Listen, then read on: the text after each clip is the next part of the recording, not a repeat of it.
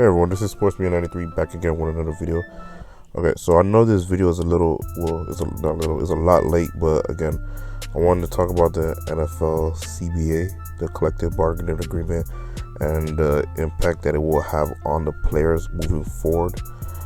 So what I've seen from this NFL CBA is that they've slightly increased the revenue and how much the money the players are going to be receiving in 2020 and to 2030. It increased to 47% to 48.5% as regards to that.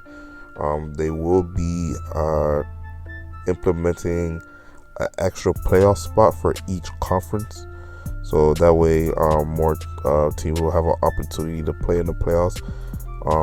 That's a good thing. That's me personally. I like that they're adding more playoff opportunities for more players. The other thing that I didn't quite agree with was the 17 game schedule.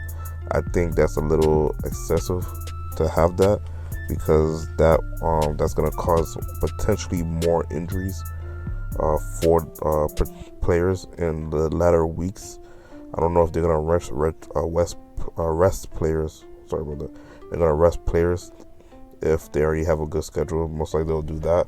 But again, a 17 game schedule, I don't know if that is the right move. To me, that's going to cause a lot more injuries moving forward. Another thing, I don't know if they're going to be removing a preseason game for that.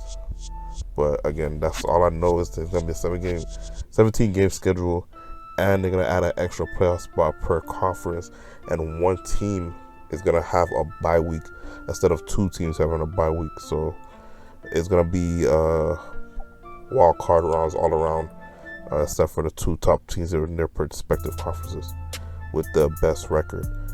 And then another thing that they did add is they allowed NFL players to smoke marijuana, so they won't get suspended for smoking weed, and that's gonna provide possibly opportunities for other players who were smoking weed and got suspended for it to possibly get reinstated back into the league and be able to play and don't have to worry about smoking weed. As regards to that, I mean, that's good and all. I'm okay with that, because I think the players getting suspended for smoking weed is dumb, especially if they're going through a lot of pain and aggravating, nagging pain that they're dealing with on the basis. So if the weed helps them deal through that, then I'm okay with them smoking with it recreationally, of course. But if they're smoking all crazy or throughout the game, then that will be a problem later on that the NFL will have to address moving forward. But we'll just have to see what they do about that. People like Randy Gregory and other players that have been suspended for smoking weed had been dealing with these issues and being suspended throughout the whole season. So maybe this will provide them with the opportunity to play in the league while continue smoking weed recreationally if they're dealing with pain situations or other medical concerns as regards to marijuana. Now, as regards to the whole collective bargaining agreement moving from the to 2020 to 2020 to 2030, I felt like the NFL players could have gotten a lot more done for it. I know it was a razor sharp vote, but still, I think they should have got a lot done about this. They always let the owners off on the hook as regards to that. I mean, yeah, there's a little bit more increase in revenue money, but still, they could have got a lot more for that. There could have been a lot more things they could have done to try to get more out of it, but it was like a lot of people were putting their hands in the pot trying to see what they could get, what was best for them, instead of seeing what's best for all the other players around them that will be affected by this.